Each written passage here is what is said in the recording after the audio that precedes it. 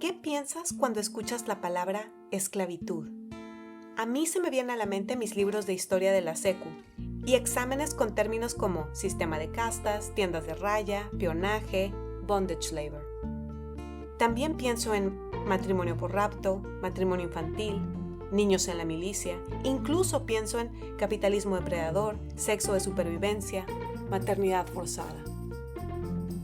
Usar personas como propiedad, como mercancía, sin derechos, sin autonomía, no es un tropezón de la humanidad en el pasado distante. Es una práctica que ha cambiado de look, pero no ha parado. Mejor dicho, no la hemos parado. Sí, el zeitgeist, el clima moral, se ha movido en dirección a los derechos humanos. Sin embargo, las redes criminales que lucran con la explotación de personas también se han vuelto más sofisticadas. Es una realidad más cercana de lo que imaginamos y como sociedad nos toca enfrentarla. En este episodio conoceremos lo básico para distinguir, prevenir y contener el peligro. Adelanto que a continuación habrá descripciones y anécdotas que podrían perturbarte. Si crees que te pueden afectar, te recomiendo que escuches este episodio en compañía de alguien de confianza. Cuasi feministas, hoy vamos a hablar de la trata de personas. Quiero preguntarte si esta semana ha sido muy cuasi o súper feminista.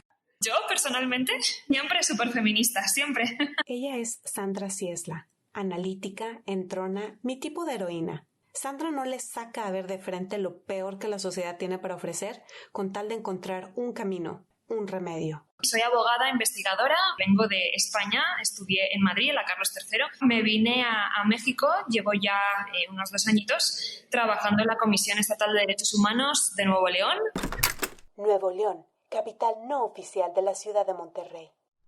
Dentro de mis funciones laborales, pues está justo la investigación en este tema en concreto que nos ocupa el día de hoy, ¿no? La trata de personas. Además de dar capacitaciones, hacer investigación y publicar al respecto, pues también estamos intentando desde la comisión hacer también vínculos con la academia, como con la fiscalía, ¿no? Y con otros actores principales para prevenir y para poder luchar contra este delito tan grave. ¿Qué es la trata de personas? Bueno, a ver, la trata de personas, primero, lo fundamental es tener en cuenta que es un delito y es un delito muy grave. La definición es muy larga, en realidad, y muy compleja, pero básicamente saber que la trata es explotación. La trata es sinónimo de explotación. Explotación hacia víctimas que están en una situación de vulnerabilidad. Y ese tipo de explotación puede ser pues explotación sexual, explotación laboral, de trabajo forzoso, tráfico de órganos, etc. Pero antes de explotar a la víctima, existe como un conjunto de acciones iniciales, como por ejemplo captar, transportar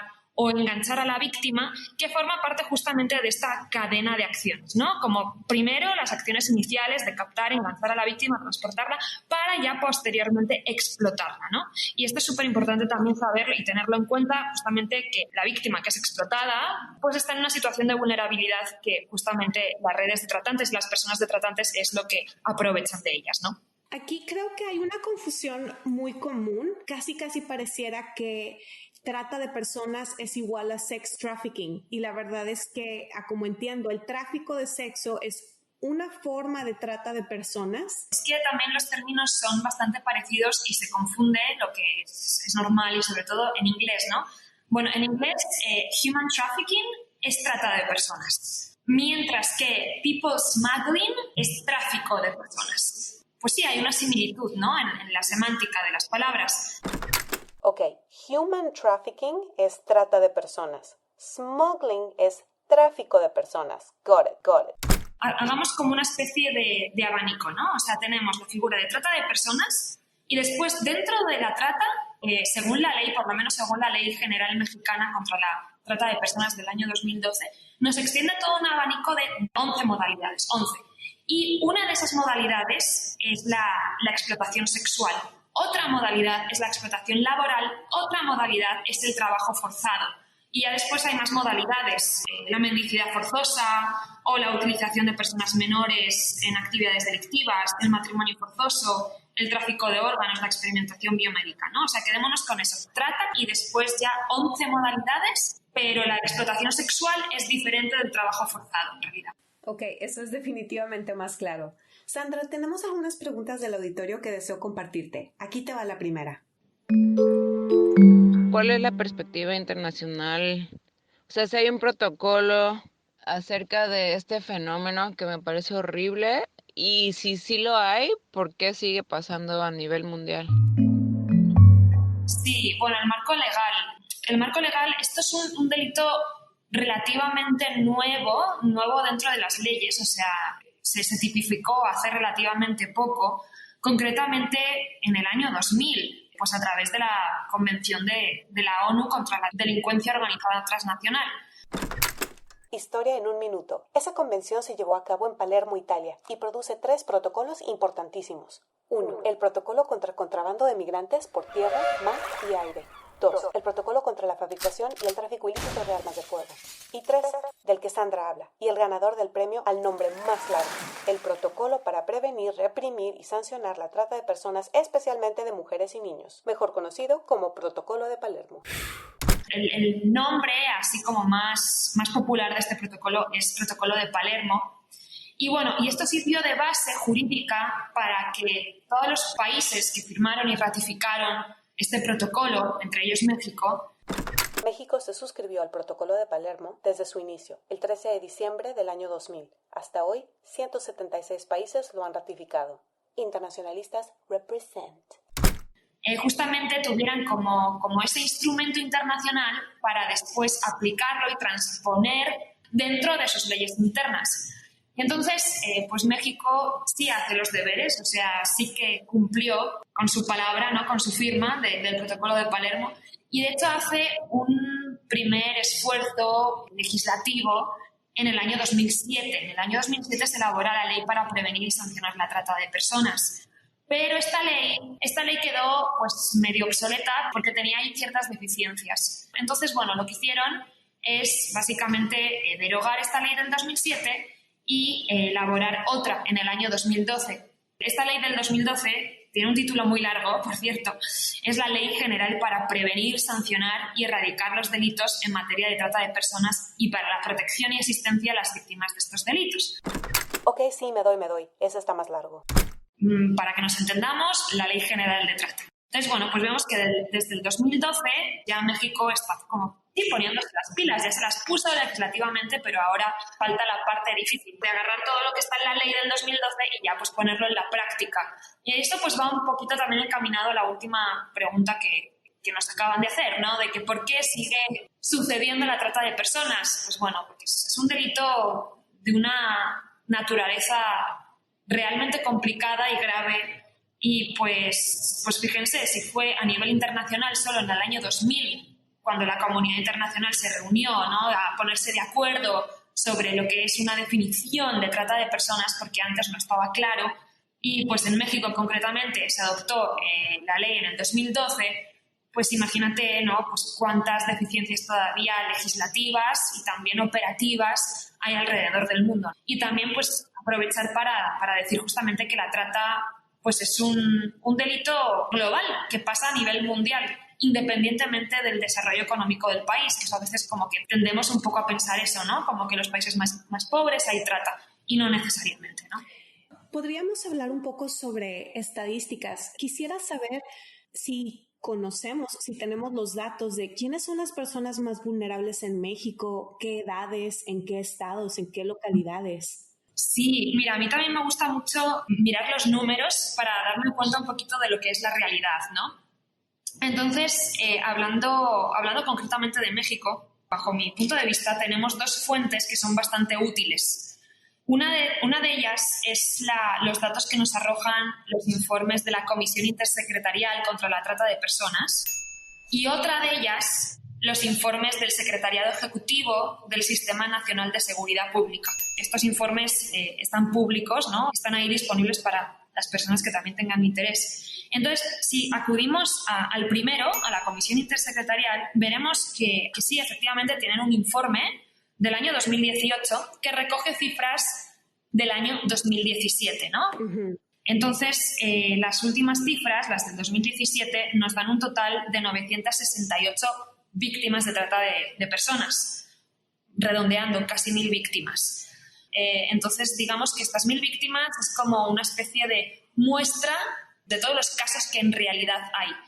Y si atendemos a esta muestra, vemos que son sobre todo las mujeres, las niñas, las adolescentes y las mujeres jóvenes las que son más vulnerables y las que representan el grueso prácticamente de las víctimas de trata de personas, ¿no? Sobre todo desde los 13 hasta los 30 años. También hay hombres, hay niños y adolescentes y hombres jóvenes que también son explotados, pero en mucha menor medida, que son las niñas, adolescentes y mujeres jóvenes de 13 a 30 años, ¿no? Y con nacionalidad mexicana, de hecho, también la gran mayoría, ¿no? Eso respecto a la primera fuente, pero si acudimos a esta segunda fuente, este secretario ejecutivo lo que nos arroja es como un informe sobre los delitos cometidos contra la mujer, específicamente contra la mujer. Y en el último informe, que recoge datos hasta septiembre del año 2020, pues hasta hace nada, vaya. Busted. Esta entrevista ocurrió a finales del 2020. Los informes más actuales se encuentran en la descripción. Ha habido un total de 347 presuntas víctimas mujeres de trata de personas, ¿no? Y también nos viene segregado por estados, esto es súper interesante. Y simplemente les digo los 4 primeros. El primero, en primer lugar, está el Estado de México, seguido de Ciudad de México, Quintana Roo y el cuarto lugar, Nuevo León. Simplemente para que se queden con eso y que tienen esas 2 fuentes, y les invito también a analizar los datos provenientes de estas 2 fuentes si es que les interesa más saber del tema. Me gustaría preguntarte si también tenemos los datos desagregados, por ejemplo, de la comunidad LGBT, si ellos también son parte de estas estadísticas. Sí, fíjate que sí que estos datos sí que nos muestran las personas transgénero. Y de hecho, del año 2017 sí que hubo reportada una presunta víctima transgénero localizada entre un grupo etario de 25 a 30 años. Entonces sí que también nos sirve, ¿no?, para hacernos un poco una idea que evidentemente también hay víctimas transgénero. Está claro. Cuando hablamos de este tema, se puede hablar con bastante naturalidad sobre las víctimas, es de lo que hablamos la mayor parte del tiempo. Pero luego cuando quiero hablar del otro lado de la moneda, de quien está cometiendo este delito, no sé ni siquiera, ¿tenemos alguna palabra? ¿Se les llama simplemente criminales, perpetradores, victimarios? Una muy buena pregunta, porque son personas tratantes, trata de personas, redes de trata, personas tratantes, pero fíjate que no existen datos oficiales, hasta donde yo sé, sobre las personas tratantes y las redes tratantes. Entonces, como que se tiende mucho a visibilizar el perfil de la víctima, pero no se tiende a visibilizar la otra cara de la moneda, como dices tú, ¿no? ¿Quiénes son las personas tratantes? Entonces no te puedo dar datos oficiales porque hasta donde yo sé no hay. No obstante, sí que te puedo decir que las redes de trata están muy bien organizadas, es decir, no es solo una persona o 2 personas encargándose de todo esto, ¿no?, de toda esta operación, sino que hay personas con un rol determinado, con unas competencias determinadas, por decirlo de alguna manera, ¿no? Bueno, pues esta persona se encarga de captar a la víctima, la siguiente persona se encarga de transportarla, la siguiente persona de recibirla, la siguiente persona de explotarla, etcétera, ¿no? Entonces, esto está, pues en realidad, pues son redes, ¿no? Redes organizadas. Siempre nos imaginamos a las personas tratantes como los típicos así delincuentes que pues tenemos como una imagen predeterminada de ellos. Nos imaginamos maleantes guarros y perversos, no catrines pulidos e ingeniosos. Pero puede ser cualquier persona en el sentido de que también pueden ser incluso tus amigos o amigas, tus círculos cercanos. O sea, no tenemos que pensar que la persona tratante es exclusivamente la que explota a la víctima y la que le aplica violencia física para explotarla sexualmente. No, la persona tratante es también la del principio, la que capta a la víctima, la que engancha a la víctima. Recomiendo un documental que está en Netflix por si a alguien le interesa, el de Jeffrey Epstein. Uh-huh. Era pues un súper tratante. Él lo que hacía era reclutar a chicas jóvenes para hacer pues que den masajes. Pero pues a la hora de la verdad era algo más que un masaje, era un masaje erótico. Y se aprovechaba muchas veces pues, de la situación de vulnerabilidad de la víctima, ya sea una situación vulnerable por motivos económicos o por motivos pues, también emocionales. Y les decía de que, bueno, pues si me traes alguna amiga más, pues te doy $100. Y pues la chica se animaba. Decía, bueno, a ver, pues sé que está mal, pero pues en realidad estoy como dándole una oportunidad a otra amiga quizás que también lo necesiten. Y esto también es súper importante. Las víctimas de trata de personas no se asumen como víctimas. Entonces, claro, incluso llegan a pensar que tienen como una especie de relación laboral, ¿no? Con la persona que explota. Y convirtiéndose a veces ellas pues también en tratantes en el sentido de que captan y enganchan. Entonces esto también es súper importante saberlo. Puede ser, pues el perfil puede ser de lo más variado. Y también incluso ya para finalizar con esta pregunta, las propias víctimas de trata que llevan ya años y años y ya incluso se hacen mayores, esos perfiles son, sobre todo mujeres, son las mujeres que reciben a las nuevas víctimas, a las más jóvenes, ¿no? Entonces, para hacernos una idea, como que el perfil puede ser muy variado. Siento que estamos viendo dos espacios importantes. Uno es compilar, observar y analizar los datos duros, las cifras, porque de ahí podemos obtener información que nos lleve a tomar decisiones o una dirección correcta, útil, efectiva. Pero por otro lado, no queremos caer en el error de ver tanto los números que se nos olvida que detrás de cada uno de estos números hay una persona esclavizada. Quisiera compartirte un relato de una persona de nuestro auditorio que nos envió esta información y me gustaría saber cuál es tu visión de este relato. Aquí te va. Hola, Pati.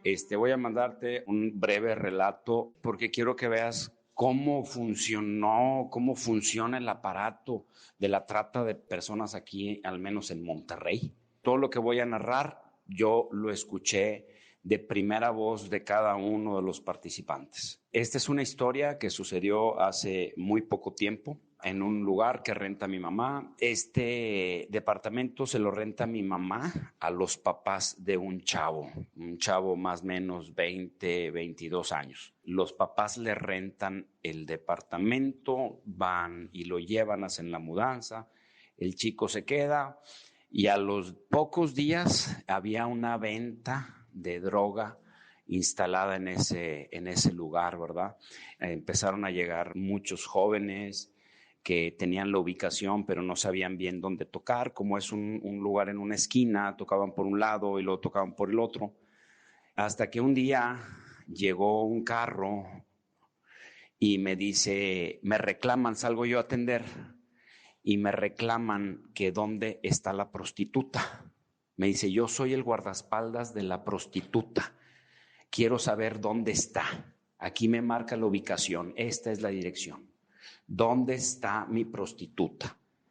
Entonces le digo, bueno, pues ha de ser en uno de los depas que se rentan aquí a la vuelta.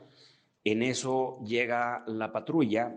Afortunadamente la patrulla iba pasando por ahí cuando yo los detengo, los llamo, y les dije, miren, aquí el señor trae una inquietud.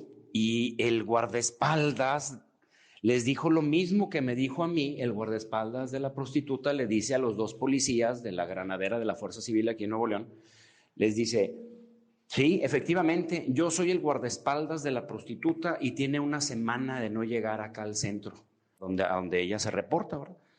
Y le dicen los policías, a ver, dímelo otra vez. Y él repite la acción, yo soy el guardaespaldas de la prostituta. Lo tumban al piso los policías y lo esposan. El chavo que le rentaron el departamento, sus papás, se dedicaba a vender droga y contrató una prostituta. Eso fue lo que yo pensé. Yo le pedí a la policía echaran fuera a ese muchacho y efectivamente estaba una mujer adentro del departamento con él y me dicen los policías, agárrate porque no presenta signos vitales. En cuestión de momentos, el guardaespaldas de la prostituta le dice a la policía, no tienes idea con quién te has metido, tienes que quitarme las esposas y liberarme de inmediato.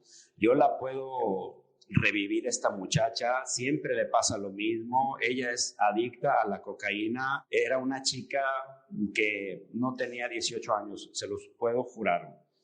Y el guardaespaldas de la policía le dijo algo en clave a los policías que no puedo yo recordar qué palabra utilizó, pero en un parpadeo los policías se disculparon con él, lo soltaron, el guardaespaldas se llevó a la prostituta, la subió al carro y se fue. Para mí se nacieron varias preguntas. ¿Para quién trabaja ese hombre? ¿Para quién es el dueño de la chica que ejerce la prostitución? Porque al final de cuentas hay aquí adultos que se hacen pasar por padres de jóvenes, que rentan lugares para poner venta de drogas, pero pues al mismo tiempo yo creo que el que vende la droga y el que cobra por los servicios de prostitución pues es el mismo. Aquí en este caso interviene un guardaespaldas del crimen organizado, ¿verdad? Entonces ese tipo tiene sueldo, sí. Con esto quiero hacerle llegar este audio. Si ella es experta en trata de personas, pues órale, vamos a ver en qué la podemos ayudar, ¿no? ¿Qué podemos denunciar? Porque es necesario hacer algo al respecto. Gracias y saludos a todos. Ok. ¿Cuáles son tus impresiones? Cielos, no, ha sido una historia pues muy trágica, ¿no? Y de hecho, gracias por compartirla, porque pues efectivamente es un caso pues, real que pasa dentro de nuestras propias ciudades, ¿no? Y esto puede pasar, pues relataba que pasó aquí en Monterrey.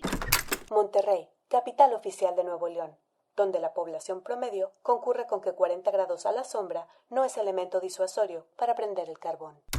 Como puede pasar también en mi ciudad, en Madrid, o puede pasar en cualquier otra ciudad. Y sobre todo esto que nos haga abrir los ojos, que la trata ocurre, la trata puede ocurrir dentro incluso de nuestra colonia, de nuestro vecindario, y que es súper importante empezar a tomar conciencia sobre ello, y no solo sobre este delito, sino sobre otros muchos más, porque pues también estaba relatando un caso de tráfico de drogas, ¿no? Primero, andarse con cuidado y segundo, ser muy consciente de ello, ¿no?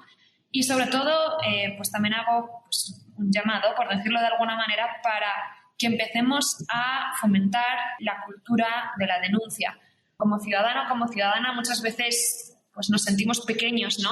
Ante gigantes tan enormes, por decirlo de alguna manera, como lo son, pues, por ejemplo, temas de tráfico de drogas, de trata, de prostitución, etcétera, ¿no? Pero entre todos, si cada uno ponemos nuestro granito de arena, podemos lograr algún cambio, y justamente este granito de arena puede representarse a través de lo que son las denuncias. Soy conocedora de que la Fiscalía General de Justicia, en este caso de Nuevo León, ha trabajado sobre intentar fomentar un poquito la cultura de denuncia a través de una figura muy interesante que es la denuncia anónima.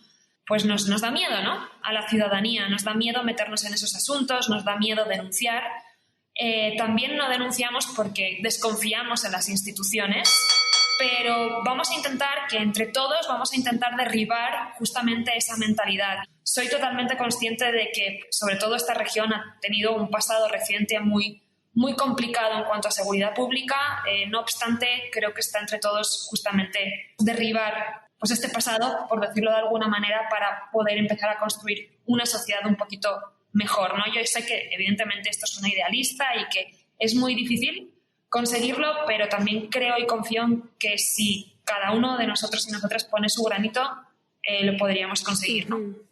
Varias personas de nuestro auditorio se acercaron para hablar sobre posibles formas de prevención o de estar alerta. Aquí una de nuestras miembros del auditorio con otro comentario muy interesante. Mi pregunta sería, pues, ¿qué le dirías a una persona en México que ha luchado muchísimos años y que sigue endeudada, tiene varios hijos, no les puede dar oportunidades por las condiciones actuales en las que está el país, y le prometen, le calientan la oreja diciéndole que si se van fuera del país, a una oportunidad tremenda que tiene en el extranjero, haciendo un trabajo X, va a poder mandar cosas para sus hijos y va a poder tener una vida mejor?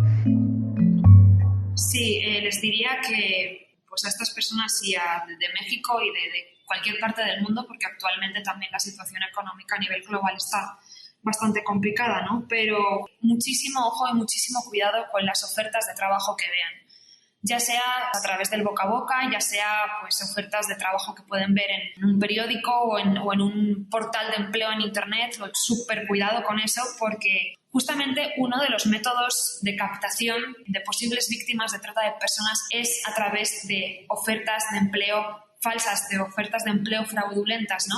Simplemente aplicamos esta regla. Si las condiciones son demasiado buenas y los requisitos demasiado escasos, ya tenemos que estar alerta, ¿no? Esto es un indicador que algo falla. Todas y todos lo sabemos, ¿no? Nada es fácil, nada nos lo dan en bandeja y todo pues hay que trabajarlo, o por lo menos el grueso de la población.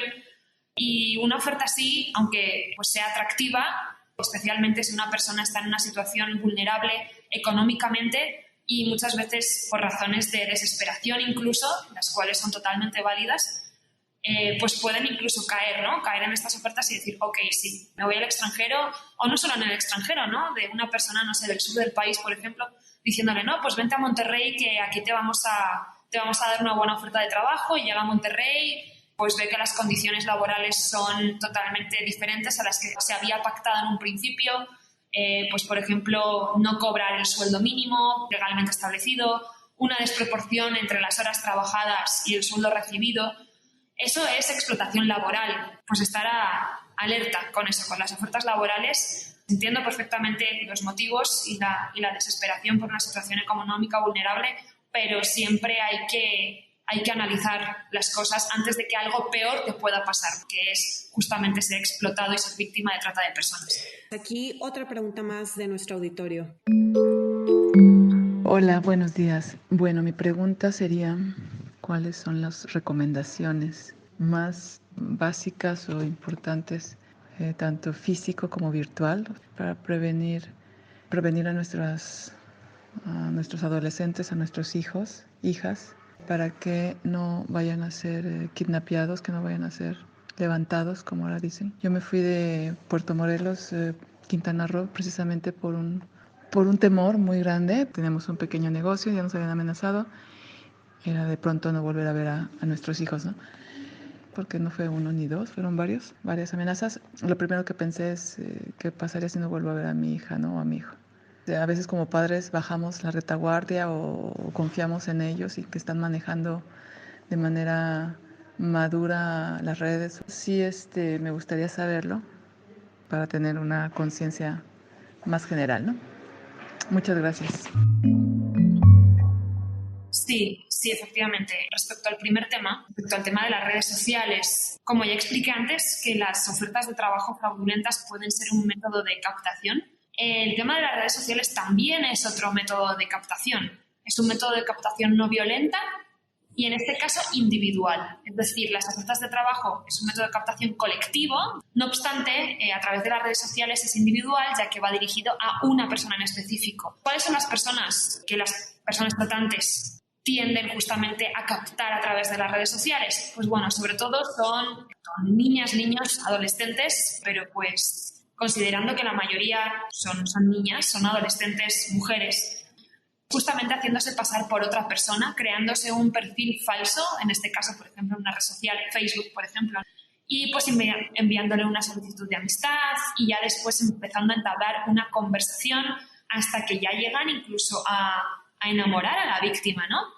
¿Esto cómo lo hacen y por qué lo hacen? Bueno, pues es que hay un problema que se da aquí en México y pues yo creo que en muchos otros países, ¿no? Que es justamente el tema de la privacidad. No se cuida suficientemente la privacidad. Tendemos a tener las redes abiertas, tendemos también a hacerlo todo público, pero yo esto siempre lo cuento así. O sea, por ejemplo, tú no vas por la calle caminando y paras a la primera persona que ves y le empiezas a contar tu vida o a enseñarle tus fotos o lo que sea. No lo haces. Entonces, ¿por qué en las redes sociales sí, en el caso de que las tengas abiertas, ¿no? Y muchas veces, sobre todo pues para las niñas, adolescentes más jóvenes, pues existe esta tendencia mucho como de compartir información a través de las redes sociales, demuestran su situación emocional. Porque también esto es muy importante, las víctimas de trata de personas está en una situación de vulnerabilidad, pero puede ser una vulnerabilidad emocional, afectiva. Imagínense que pues, es una niña de 13 años pues, que se ha peleado con sus papás, mamás, y que pues, bueno, no recibe apoyo en su círculo familiar, etc. Y que bueno, eso lo expresa a través de las redes sociales, ¿no? A través de fotos, a través de pues, las típicas imágenes con frases. Entonces eso, una persona tratante, no son tontos, o sea, eso lo ven y dicen, ah, mira, un blanco perfecto. Voy a enviarle una solicitud de amistad y voy a ejercer como de su amigo, terapeuta, psicólogo, hasta ya pues, convertirme prácticamente en su novio virtual. Y ya la voy a intentar pues, convencer para que se venga a mi ciudad, prometiéndole pues, de todo, y ya pues, cuando llega a la ciudad o a ese destino, pues ya se encuentra la víctima con una situación totalmente diferente. Un llamado justamente de mucho cuidado con la privacidad y sobre todo pues desde una postura de madres, padres, tutores, ¿no? De personas menores de edad, transmitirles esta información y también pues trabajar mucho temas de comunicación, ¿no? Pues con hijos, hijas o personas menores que tengamos a nuestro cargo o que tengamos una relación afectiva con ellos o ellas. Entonces eso, la comunicación y también el tema de la privacidad, ¿no? De fomentar muchísimo la privacidad de las redes sociales. Y el tema del narcotráfico, pues qué te digo, o sea, es que son delitos de una naturaleza tan grave. Al fin y al cabo estamos hablando de delincuencia organizada, cuando hablamos de trata de personas, cuando hablamos de tráfico ilícito de migrantes, cuando hablamos de tráfico de armas, cuando hablamos de tráfico de drogas. Estos delitos están conexos en realidad.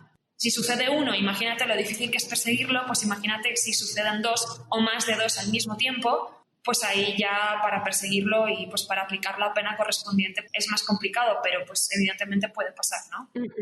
Puede pasar que sean delitos conexos y que se den conjuntamente. Sandra, en tu experiencia, ¿tú sientes que estamos aprendiendo, que estamos mejorando, que hay un futuro un poco más amable? Pues fíjate que antes pues no se hablaba de trata de personas. O sea, la gente no se interesaba por la trata de personas, pero también porque la trata de personas antes no existía dentro de la ley como la conocemos hoy. O sea, es un delito relativamente nuevo y se están pues creando, tanto por parte de las instituciones como por parte de la ciudadanía, ya se empiezan a crear como estos esfuerzos para luchar y también para prevenir la trata de personas, ¿no? Aquí mismo en Nuevo León se abrió una unidad específica para la lucha contra la trata de personas. Entonces esto pues vemos que es como un avance. Por otro lado, por ejemplo, pues desde aquí mismo, ¿no? Desde la Comisión Estatal de Derechos Humanos tenemos todo un programa justamente enfocado a la trata de personas, ¿no? Sobre todo para prevenir la trata de personas. Por parte de la sociedad, pues tú misma lo estás viendo ahora mismo, ¿no? O sea, estamos creando todo este podcast, todo este contenido, hablando exclusivamente sobre trata de personas. La gente se empieza a interesar cada vez más porque se empieza a hacer más sonoro. Lo primero y lo fundamental es justamente visibilizar este fenómeno y una vez que esté lo suficientemente visibilizado, tomemos conciencia de ello y actuemos en contra de la trata de personas. Entonces, pues te voy a dar una respuesta pues positiva, no idealista, sino positiva, porque sí que veo esfuerzos, sí que veo que se está empezando a rascar un poquito el problema, muy superficialmente, porque todavía queda muchísimo por hacer, pero que el inicio yo sí que quiero considerar que sí está ahí, ¿no? Antes de terminar, ¿hay algo más que quisieras compartir con el auditorio que no hayas tenido oportunidad? Pues en realidad hemos abarcado muchos temas. Bueno, sí, fíjate que sí me gustaría terminar con una pequeña reflexión, que se tiende mucho también a estigmatizar y a criminalizar incluso a las víctimas. Pero también tenemos que, como sociedad, intentar darle un poquito la vuelta a eso y actuar en realidad en contra de las personas que consumen los servicios que las víctimas explotadas ofrecen. Y voy a poner un ejemplo. Por ejemplo, en explotación sexual, ¿vale? Explotación sexual bajo la modalidad de prostitución ajena. Países como Suecia, hace no mucho, lo que hicieron es empezar a penalizar el consumo de servicios sexuales, es decir, a las personas consumidoras de servicios sexuales. O sea, en vez de atacar o ir un poquito más hacia el tema de las víctimas, porque no estoy hablando de prostitución libremente ejercida, estoy hablando de trata de personas, explotación sexual. Su visión iba hacia las personas que consumen servicios sexuales, ¿no? Acatar un poquito más el problema por esa vía, justamente para que no suceda la trata de personas. Todos y todos sabemos, ¿no? Si no hay demanda, no hay oferta. Entonces, eso es un ejemplo para el resto de países en el mundo y sí que era pues, únicamente pues, lo que también quería, lo que se me quedaba un poco en el tintero por hablaros, ¿no? Para que también como sociedad vayamos adoptando un poquito más esa visión de no estigmatizar a la víctima, sino estigmatizar un poco incluso más a lo que es el consumo de los servicios sexuales, estamos hablando justamente ahora en este ejemplo sobre servicios sexuales. Sandra, muchas gracias por tomarte este tiempo para ayudarnos a conocer mejor de esta problemática. Nos has dado bastantes herramientas y te agradezco enormemente tu contribución.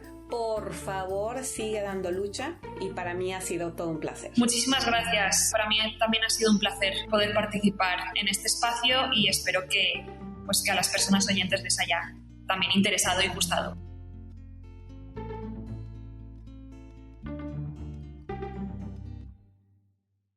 Increíblemente, las atrocidades que aprendí en clase de historia están tan cerca hoy como las páginas de mis libros en ese entonces.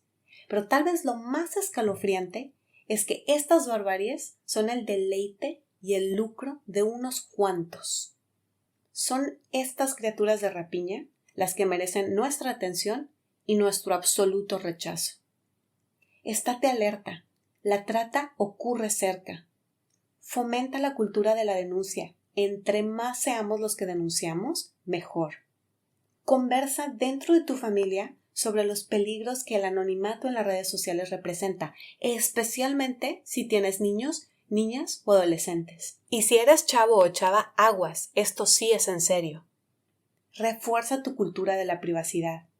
Puedes revisar tus settings de privacidad y no participar cuando la privacidad de alguien más ha sido mermada.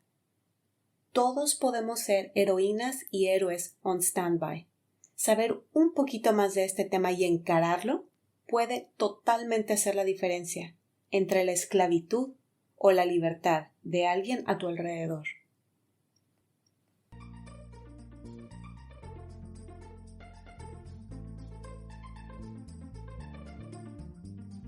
Cuasi Feminista es grabado en una plétora de patios, recámaras y oficinas alrededor del planeta.